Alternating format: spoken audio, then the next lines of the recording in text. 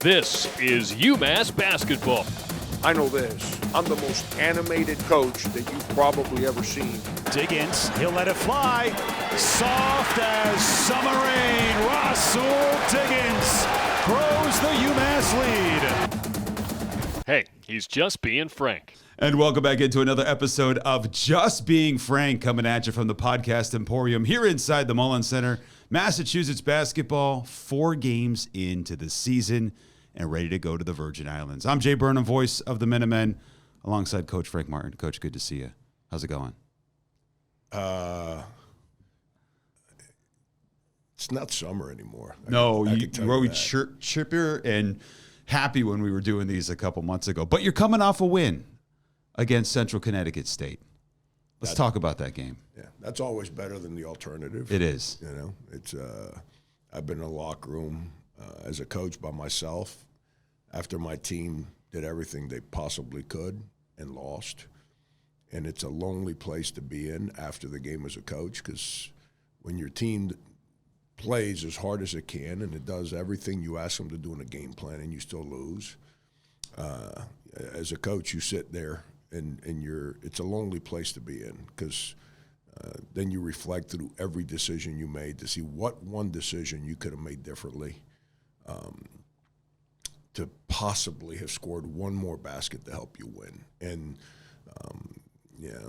but conversely, sometimes it's I don't like saying the average fan, because that's not fair. People that don't come to practice, they have no idea what the purpose of how we're trying to play. So when you watch us play, sometimes like the Central Connecticut State, and I hate speaking the way I'm going to speak right now, because it seems like I'm not giving them credit. Pat Sellers, what he's great done, team. He's phenomenal. Yeah. He's a great dude, great staff. They do an unbelievable job. They've built a winning culture there. I don't like speaking about my team and that make it sound like I'm trying to crap on someone else's team. But this team has the ability to shoot the ball. We got good shooters. When you have good shooters, sometimes the people that are not at our practices, they're like, wow, they played great. And they don't comprehend why you're upset curmudgeon.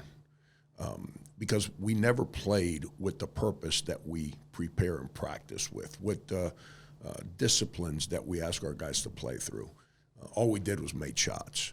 And when you make shots, it kind of makes it look like you're doing things the right way. But that's not necessarily the truth. And the end of the day, we have to play with a better purpose, with a better discipline, with like the point of attack is where it all starts. Everything is at the point of attack, and we were awful defensively at the point of attack. Jay, it gets me because back in the day when high school basketball was run by the Bob Hurleys, the Morgan Wootens, my coach Shake Rodriguez, and a plethora of other guys like them. The disciplines of practicing every day to play in structure existed. Grassroots basketball has flipped now. Now their teams, guys move high school every year. I say this all the time, foster children. Why are they so emotional? It's not because they're bad kids or bad people. They never grow. They just live in a new house every 2 months. And you have to dig in and grow. There's going to be uncomfortable moments when you're trying to grow. But the love and the discipline and the accountability is what makes you get better and grow.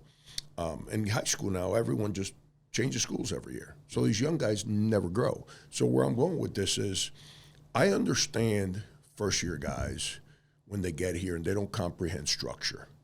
But the way grassroots basketball is played right now, where it's basically like, hey, it's you and him today. So you got to go out and guard that guy. How are guys so bad guarding one-on-one? That's the stuff that drives me nuts. I get it. They don't understand help side and rotations. We got to do our jobs. We got to teach. We got to coach.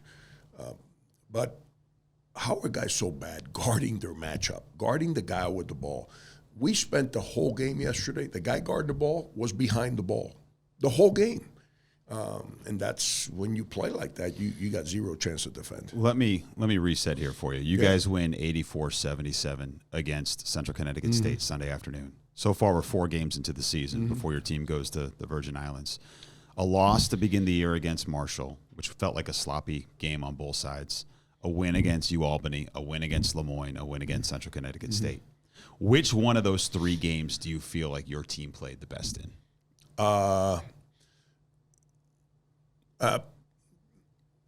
I thought we played well against Albany. You know, we didn't play bad against Lemoyne, but I thought we played better against Albany. I thought against Marshall we played really, really hard.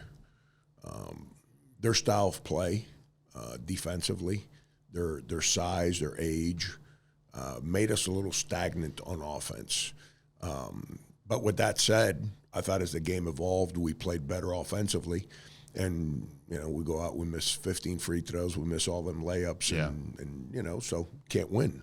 But I thought Albany was probably the best, most complete game we've played as far as the discipline that we played with and the purpose that we played with. And, you know, but, you know, it's I don't want to take anything away from these kids. They've been really good. They practice hard. They care.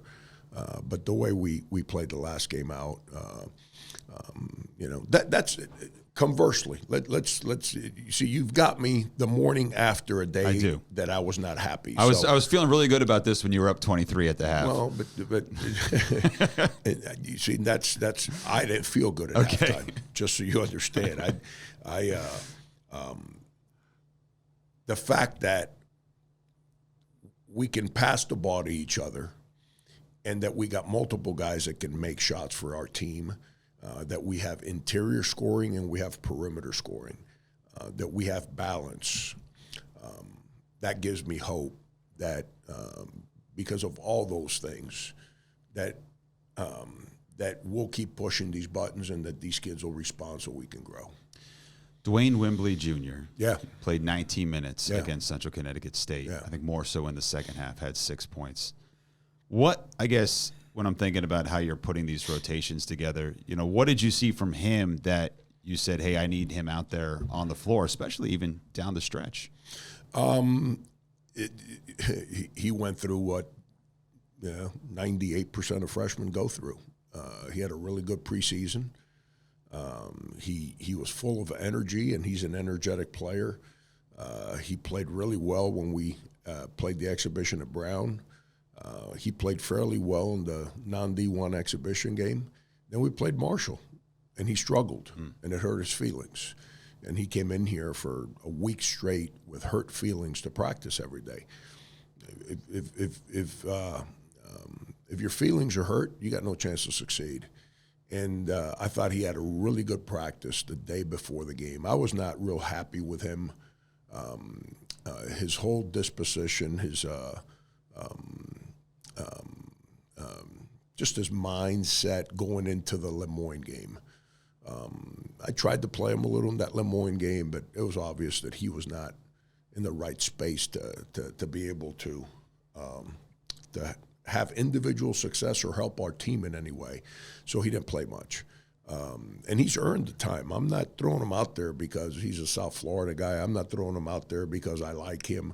I'm throwing him out there because he had a really good preseason. Yeah. And he's earned his way on the court. But, you know, he got smacked around the first game out. And, you know, freshmen tend to not handle that real well because that doesn't happen to them very often in high school. But he asked, you know, he took accountability. He asked for guidance. He came in after Lemoyne, and the coaches tried to do their jobs and help him, and he did his job and recentered himself. And I thought in practice he was really good the day before the game, and I threw him out there again. And I thought he played okay in the first half. I liked his energy. I didn't know I didn't think he was great, but I liked his energy, which is what he's got to be really good with right now. And then we got a little foul trouble. I was unhappy with some other guys, and I gave him a chance, and I thought he gave us some consistent energy and physicality out there. I'm not going to make – I think a lot of people have said the great things about Patrick Sellers at CCSU, and he's a former UMass assistant, and we've now faced him 4 years in a row. Mm-hmm. He's the back-to-back NEC Coach of the Year. Mm-hmm. Last year they beat you, Lowell, Holy Cross, and this year they beat Boston College before coming in here. Mm-hmm. So this felt like a big game. That was the message I think you gave the team at shoot-around before the game. You said, look, this team is coming in here to win this game. Mm-hmm. And so, you know, what was the, I guess, when I look at the first half via second half, did they change anything that they did in the second half to make it? I mean, I think it got down to 6-point differential at one time. Yeah, I think our defensive style, I think the same way Marshall did us that first game, their style kind of made us stagnant. I think our defensive style, it takes a second for people to get used to it because the way we defend is different than majority of the people in the country. So you don't practice against it.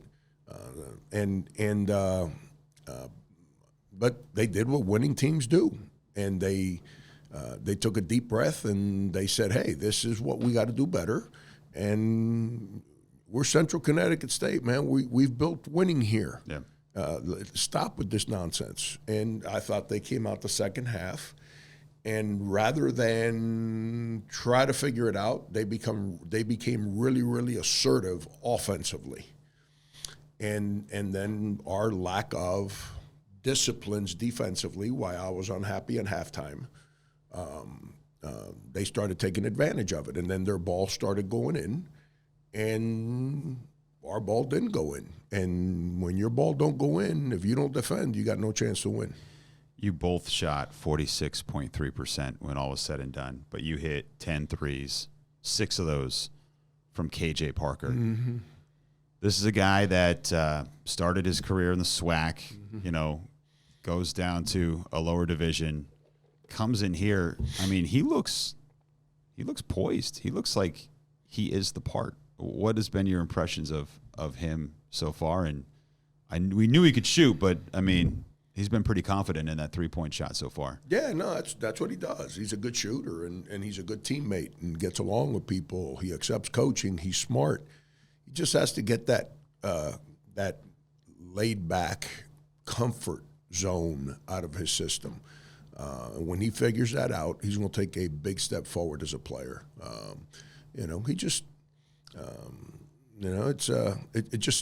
I keep telling him, I said, like, man, your whole high school career, you played with really good players, Walter Clayton, all those guys. Those are guys he played with. And I said, and you were dying to get your opportunity. Yep. And now you got it, and you're just going to just be casual? Like, that doesn't make any sense to me. But that's the growth, man. That's the new chapter in his life. And he just has to, little by little, at his pace. He can't grow at my pace. My job is to force him to grow. But at the end of the day, he's got to grow at his pace. And as I'm forcing him to grow, I have to find the patience as long as he's showing he's willing to grow. And he has grown since he got here. But his mind and his shooting are strengths, and that's something that he has to continue to play through to take advantage of his strengths in a game. This will be my last thought specifically on this game. This game had a double technical. It had a foul upgraded to a flagrant one on CCSU. It had a challenge that we finally saw overturned, which then you lost the possession arrow on. Were you doing TV? I was, yeah. I haven't seen the film yet. Was that goaltend? Was the ball going down? No. It was a good. So it was a clean block. Yeah. So for those that we can go back and watch it, the goaltending call on Central Connecticut State. So UMass would get 2 points. Then they challenged it, which is now allowable, and so therefore the call on the floor was wrong, and so nobody had possession of the ball. So UMass lost the possession arrow. you got possession because the error was on you. Yeah, I didn't understand that. But then a minute later, there's a held ball, and now the possession arrow is in favor of CCSU. So it had a lot going on. And then you call, or I think you might have called a timeout, coming out of a timeout. Jaden Jingay scores a wide open bucket. I don't know if you remember this play or not. It was last couple minutes. Yeah. It looked confusing. Somehow you confused them or they weren't ready for it. You just inbound the ball and he scored right there. What was that all about on that play? Right in front of your bench. Do you remember what I'm talking about here? Yeah, it's a simple read. That's something we talk about is we're going through our sideline out of bounds versus aggressive pressure. And the read is always real simple. When you got a guy like Leo who had a bad ball handling game, had a good rebounding game, he scored decently. Should have been better scoring, but he had a bad ball handling game. Like he made some bad, 7 turnovers, bad decisions and bad passes. But if the defense is going to work that hard to take away our guard entry, we always go right into Leo right there. That's been since I was a JV coach. Yeah. It's the same side out of bounds versus pressure since 1985 when I became a junior varsity basketball coach.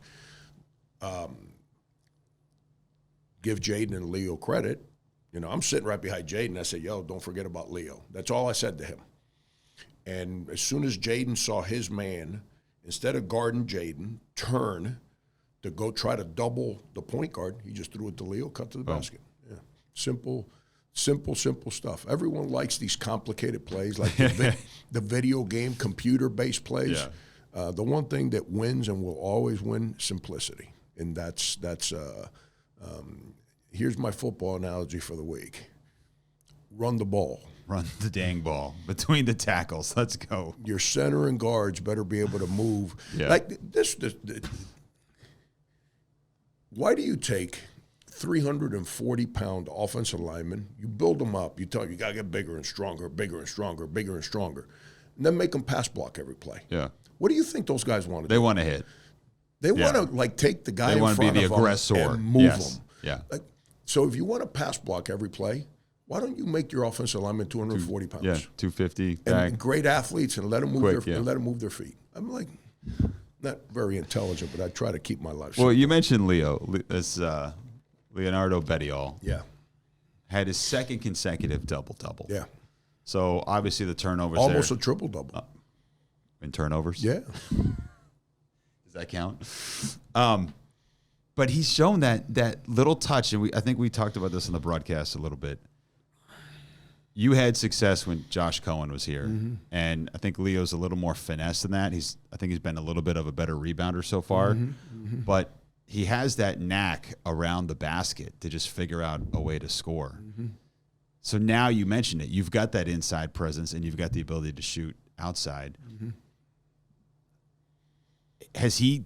I mean, I know you were hard on him yesterday in the postgame show about defensive stuff, but I guess is he that type of piece that you had like when we had Josh Cohen here, of like a guy that you can run the offense through and have success in the post? I think so. I mean, he's an established 14-point a game guy in the WAC, and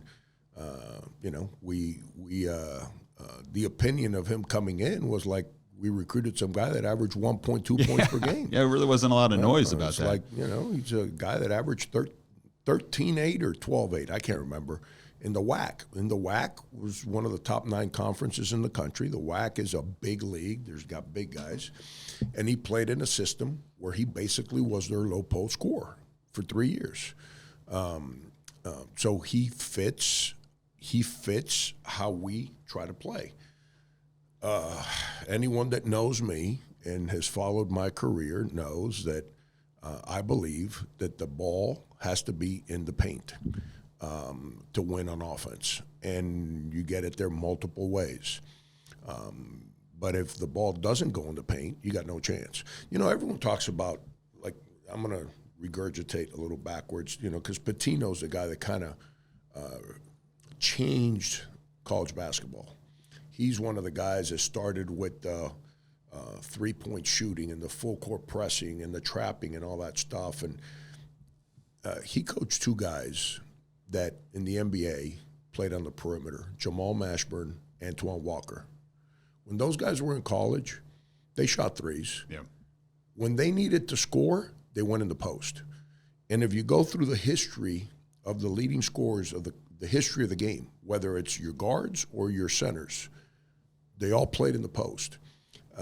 It's where you play basketball from. The game is played from the rim out, not out to the rim to be able to score. And Leo gives us that. Now we're asking him to do more things because I think he's got a talent, and for his own career at 6'7", maybe 8, 225 pounds, it's going to be hard for him to maximize who he is as a player as nothing but a low post guy. So we're asking him to work with the ball in the perimeter and drive it and pass it and put guys in dribble handoffs and things of that nature. So there's going to be moments like yesterday where he's going to have a couple more turnovers than I'd like him to have. He's got to be a little less careless. He was careless yesterday. That was my biggest. His voice and spirit is there every day. Yeah. His focus has to be better. That's where my unhappiness with him yesterday was. Luka Damjanec, sophomore, hits 2 of 3 from three-point range. First 2 3-pointers he's hit in his career. I've seen it in practice. How many threes are we allowing Luka to take each game? I mean, you knew he had that in his bag. He hit that corner 3 to start it off. Was that, I guess, were you content with him taking those shots, and is that something that he can have in his repertoire? Yeah, absolutely. He works at it. You know, one of the things that we spoke about back in the spring is he's got to become a better shooter. Luka's not going to wow you with athleticism, but he's really intelligent, and he understands the game. Yep. So he's got to become a better shooter, and he's spent a lot of time in the gym shooting balls. And my deal, what's the word I'm looking for? Not deal, but the one thing I've always been consistent with as a coach when dealing with players, if you practice it, I'll let you do it. If you don't practice it, no chance. He's put in the time, and he's gotten to the right places, and the ball found him, and he's got space, and he let it go with confidence, which is what happens when you work at things. When you just show up and you just say, I'm going to do this, as soon as you don't make one, you kind of go hide. Yep. But when you spend time in there, now it's you believe in yourself because of the work you've put in. Eventually, that thing goes in for you. Your first road trip with this team will be, I think you guys are getting up real early this week and flying down to the Virgin Islands. Yep. Charleston is the guaranteed opponent, Yep. and then we'll see based on the winner of Yale Green Bay. You get 3 games in 4 days down to the Virgin Islands.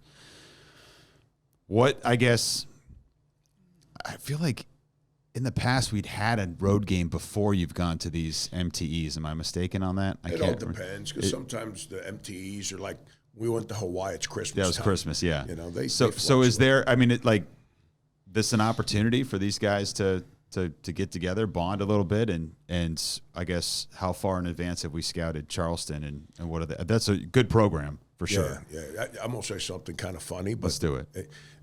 Like when our guys come here for summer school, there's no one on campus. Yeah. So they have to learn how to coexist with each other. It's like going on a road trip in the summer, because Amherst is Amherst, but there's no students on campus other than us and the football players. So our guys are forced to get along with each other, forced to Like spend summer time. camp, yeah. Correct. So this trip will be good because now we're in season to continue that, getting to know each other and learn how to depend on each other when we're in these basketball venues, and which is awesome for life. You develop relationships. That's what it's all about. It's easy to go on social media and tell people how much you despise them. It's hard to sit in a room with someone that you have to live with and tell them how much you despise them. You actually have to listen to them and better understand where they're coming from. And then you have to express yourself in a way of what you like rather than what you're against when you're forced to be around people consistently. It's easy to do when you're sitting in your couch and you don't have to answer to the person you're attacking. It's hard to do when you live with that person. So this is going to be a good experience for our team. We play some really good teams. Charleston is really good. Chris Mack is a friend. He and I had some incredible games when he was at Xavier and I was at K-State. He's done an incredible job his whole career, no different now at Charleston. Yale has been the best Ivy League team. And incredible coach. Jones is, the two brothers, they're both big-time dudes, and, they do incredible things with their teams. But Yale's been the best team in the Ivy for the last 4 or 5 years. Doug Gottlieb at Green Bay, he's trying to get that place going again. They almost beat Minnesota the other day. Yeah, with OT. Absolutely. Doug's a basketball. Doug's dad used to live in South Florida, and he'd come to my basketball practices. But at the time, he was now living in California.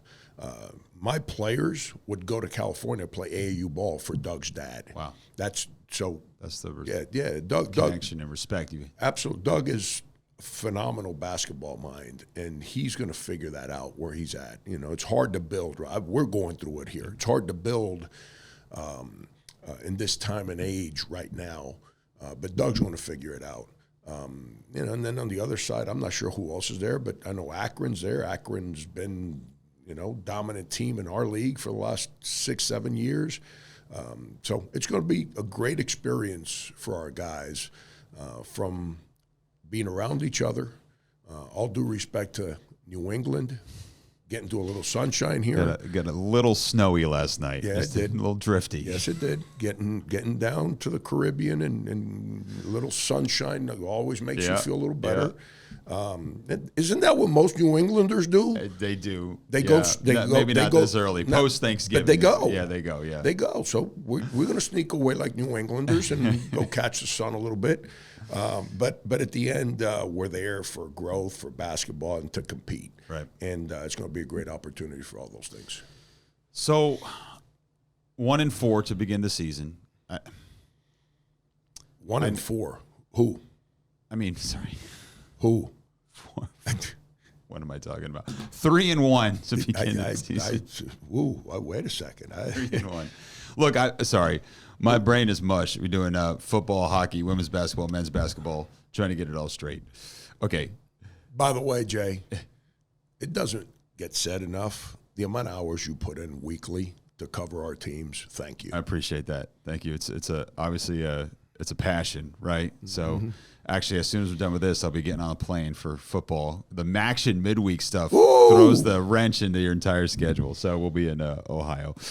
I don't know, like this feels like, and I know you're from a coaching perspective, coach is never really happy with what's going on, but this feels like a team that's got a lot of potential. Yeah, from what we've seen so far. Jay, I got 3 children. One, by the way, just committed. Yes, he did. To the University of Massachusetts. Yes, he did. As happy as I want to be, that's also my wife's baby. So that's going to be an uncomfortable. Can we talk about that? Like Brandon, if I didn't hammer him, she'd get mad at me. But now this one's her baby. He was the oldest. Youngest is different. This one's her baby. Okay. When I hammer him, I'm staying at the courtyard in Hadley. I'm not going home. No, but I've got children. All 3, knock on wood, the first 2, Brandon's coaching. He's got his own clothing line. He's growing by the day. He graduated from college in the National Honor Society. Our daughter is in the pharmacy school at Duquesne. By the way, she's the difficult one. Talk about strong personality now. Whoa! And then Christian has a chance. He's grown a lot. So I knock on wood, the job my wife's done with raising our children, It needs to be told over and over and over because she's given our kids structure and disciplines and accountability to force them to grow in every aspect of what they choose to be a part of. And she's just amazing. Like, I see her at the big games, time. and she's always big positive. time. And Yes. well, I mean, she's always very spirited. Yeah. Obviously, she has a lot of passion for this place, but she feels like kind of a linchpin for a lot of the other folks around her that she's able to create this kind of sense of community. She is. There's a reason why when I told her I was taking a job at Cincinnati and we were just dating, and she said to me, "Are you bringing me with you?" I went home that day and I said, "I can't let this one go." She made more money than me. She had a better. She was in a better place in her career than I was, and she was willing to put that aside to come hang out with me. I can't let this one go. But my kids piss me off sometimes.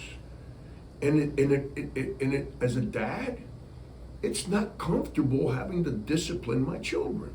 It's not a comfortable thing for any dad to do. But if I don't do it, how are they going to succeed? That doesn't mean I despise them. That doesn't mean that I hope that I'm going to be a miserable SOB to them every single day. No. I got this saying, and it's real simple. We all get sick. It's that time of year. I've been battling a cold here for the last 3 weeks. You go to the doctor when you're sick. The doctor doesn't pat you on the back and say, "Hey, Johnny, everything's good." No, he says, "You got A, B, and C, and you need to take this nasty tasting syrup. You figure it out. Or you need to get this injection." And you're like, "No, I don't want that. I don't want that. That tastes bad." You take your medicine, you feel better. That's what discipline is. And it's the same way with my children, the same way with our team. It's my job when we're sick, we don't do things the right way, make them take medicine. When they take medicine, they'll feel better. Let me ask you this, because there's some other recruits too that have been committed, right? At least one other. I can't recall at this point. Yeah, no, we've got everyone has signed except one guy. Okay.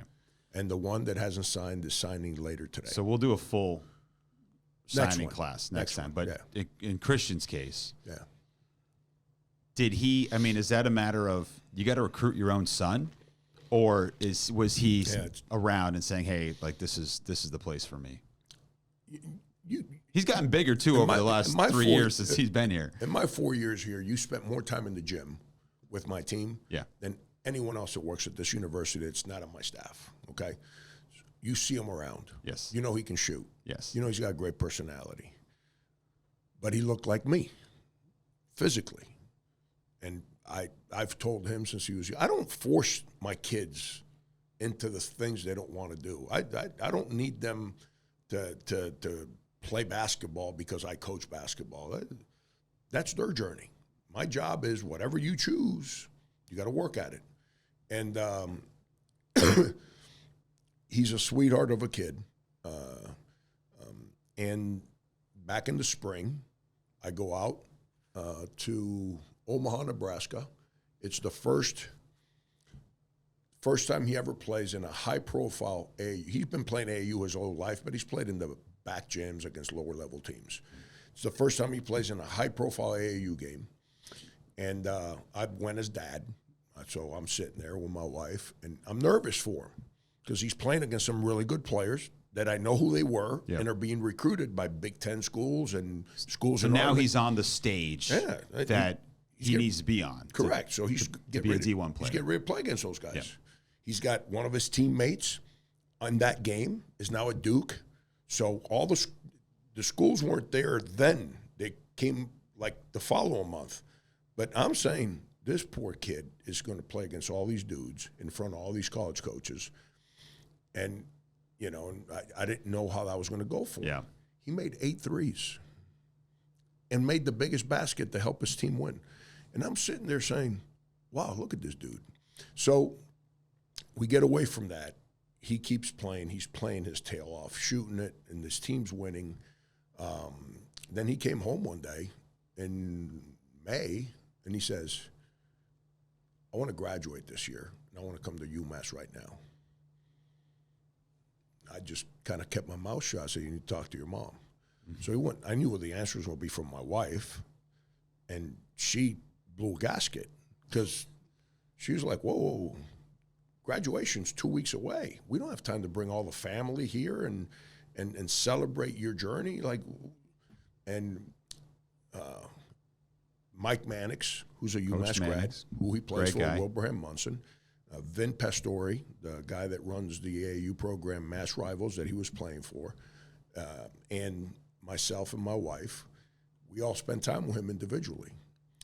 And the one common thing from the three coaches, myself, Vin, and Mike, to Christian was, your mind is good enough, your shooting's good enough, but you haven't committed yourself to being a Division I athlete. You got to be more committed. So then he came to see me again, and I said, here's the deal, man. Like, I coach at the university. The strength coach is my high school teammate that's known you since you're a little baby. You don't come in here to train with him ever. You rather be in your room, play video games. I don't get mad at you because you get good grades. But if you want to play for me, you got to change your body. You got to change your work ethic. You got to be committed. And he did that all summer. And he started to change his body. So now my staff is like, because now he's playing really well. My staff's like, and he's being recruited. Hey, Frank, we need to recruit him. I said, I'm not. He lives in my house, man. I've been recruiting him for 18 years. You recruit him. And they did. They recruited him. And, 3 schools other than UMass recruited my wife, recruited me, and recruited Christian, most importantly. And they made powerful presentations. And when my oldest when Brandon went through a recruiting process, it was Division IIs and 1 Division I. And he went to the Division I. That was UC Upstate, right? Correct. Yeah. Dave Dickerson, who I've known my whole coaching career, called me and says, I want to take your son. I was like, whoa, call Anya, call the kid. So his assistants did the thing, and that's the 1 Division I offer, and he went. Sitting there and listening to coaches make presentations to Christian and basketball and life and how the school can impact his life and life after college, all those things. It's pretty powerful. Is there anything in those presentations that you're like, I could use that, or that you haven't heard before? Or is it pretty much run-of-the-mill stuff that you're normally pitching? I don't know if I'm allowed to speak about other schools in recruiting, but I'm going to do it because Joe Scott's a friend. The presentation Air Force made blew me away. And it was about what life is like the day you're done playing at Air Force. Interesting. Whether you go on to be an NBA guy or you can't dribble a ball ever again in your life. How the university, its academic structure, and entrance into life, I was like, wow. And that appeals to you. That's basketball's this long. Yeah. Basketball takes place for this long in our life. Like, seriously, you know how boring it is if all we can talk about is the score of the games that we play in coaching? Like, and when they made that presentation, I was like, holy cow, wow. I've got to figure out a way to tie in the academics of UMass, to open up life post-basketball as an attractive option. Because we offer, you know how many GMs of pro teams, not just the NBA, all the pro teams, are Eisenberg grads from sport management? It's unbelievable. I've got to figure out a way to tie all that together. And that's something I learned from watching those presentations. Not that I never did that, but I never realized how powerful it is when you can tie them together the way Air Force has. So, but with all that said, he came home, late September, and he came home and he said, Dad, I'm going to tell Mom I just want to play for you and I want to play at UMass. And I said, good luck. But she was real happy. She was really happy because she just wanted him to play at UMass because it's where he wanted to be, not because it's the safety of his dad. And that's interesting. And now she does. Well, next year she won't have to split her time between two different schools, which is what she was doing, driving between Wilbraham and Munson and here and trying to juggle that schedule. You mentioned that I did notice his body type, kind of strengthen and change over the summer. And you have another guy, Luka Damjanec, who did that exact same thing. And we've talked about Tony Reguera before on the podcast. He's your strength and training guy. He's a former D1 athlete. He's an amazing human being. So just wanted to kind of give him a shout out and notice how hard he works with those guys. Think about the guys that have stayed here. Jaden looked very strong too. Jingay. Yep. Dan Sanford hasn't played really well, but Dan is day and night better at everything he does because of the commitment in that weight room. Think about Matt Cross. Think about, excuse me, Rasul Diggins. Guys that stay. That Tony has helped change their life, their mindset. The weight room's not. Listen, if it was just about the weight room, I'd go recruit power lifters. Then that means we got really good basketball players because you got strong guys. It's across the board. It's about getting stronger. It's about range of motion. It's about strength, endurance. Mental, challenging your mind. That's hard, man. Going in the weight room, that's hard. But that's life. It's about growth. You've heard me say this before. Everybody wants to let's be happy. Happiness lasts this long. As soon as you're happy, there's a new problem. As soon as you're happy, there's a new problem. What was the Coach Dicka line? If you want to be happy, eat a steak. Yeah. I get it, man. I enjoy being in a good mood. Yep. But the reality is there's always another problem in front of you. And so if you just want to stay happy, it's really complicated. The weight room teaches you that because as soon as you see progress, I got stronger today because I moved weight today that I couldn't move last week. You're like, yes, all right. Then you show up and there's 10 more pounds on there and you're like, oh, man, I can't do this. Congratulations to Christian. I haven't Thank you. seen him yet, but I'll certainly give him those thoughts, and we're happy to have him as part of the family. All right, before you go, some housekeeping between you and I. Yes. I typically interview you for road games. Yes. At breakfast. Okay. After we eat. Okay.